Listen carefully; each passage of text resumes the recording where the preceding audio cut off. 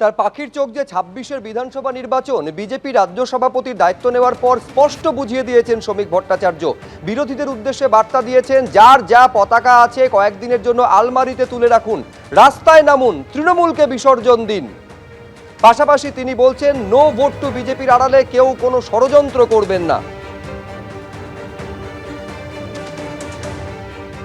সমস্ত সিপিআইএম এর ভাই বন্ধু শুনুন, সমস্ত বামপন্থী সমস্ত কংগ্রেসীদের উদ্দেশ্যে বলছি, ভোট কাটার রাস্তায় গিয়ে পিছনের দরজা দিয়ে তৃণমূল কংগ্রেসকে ফিরিয়ে আনবেন না।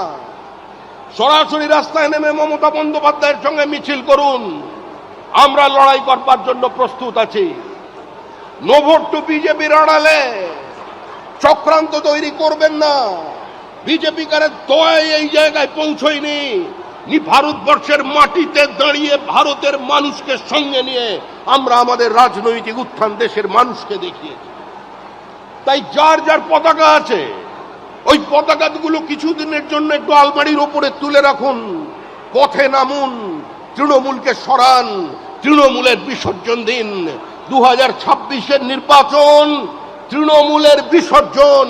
তিনি একদিকে বলেছেন সবাইকে পতাকা তুলে রেখে তৃণমূলের বিরুদ্ধে একজোট হতে, আবার প্রসঙ্গোত্তরে তিনি বলেছেন এখানে আমরা মানে বিজেপি আমরা মুসলমান বিরোধী নই, আমরা মনে করি দুর্গাপুজো আর মহরম একসঙ্গে হওয়া উচিত।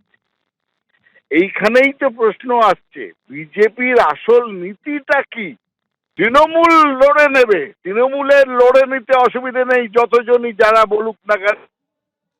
ভোট গুলোতে সিপিএম কংগ্রেস সবাই পক্ষান্তরে বিজেপি করেছে, বিজেপিকে সাহায্য করেছে, তাতে আমাদের কিছু যায় আসেনি। কিন্তু এই কথা যেটা বলেছেন তাতে আমার প্রথম প্রশ্ন যে শ্রমিক বাবুরা তাহলে পতাকা ঘরে তুলে রেখে রাস্তায় নামবেন তো? এই নির্বাচনটার কোনো রাজনৈতিক দলের হাতে নেই। বাংলার মানুষ স্থির করে নিয়েছেন তৃণমূল কংগ্রেসের বিদায় তারা দেবেন।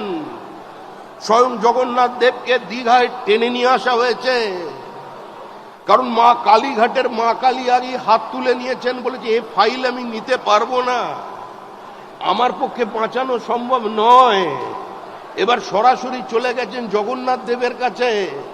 জগন্নাথ দেব স্বইচ্ছায় কিংবা বাধ্য হয়ে এসছেন তা জানা নেই, কিন্তু জগন্নাথের ইচ্ছা আছে, জগন্নাথও বিদায় দেখতে চান, জগন্নাথও বাংলার মানুষের মুক্তি চান, পরিত্রাণ চান।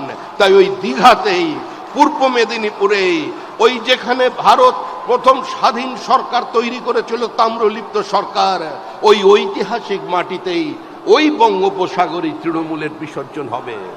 তৃণমূল হারছে, তৃণমূল হারতে চলেছে, তৃণমূলের সামনে অন্য কোনো পথ খোলা নেই।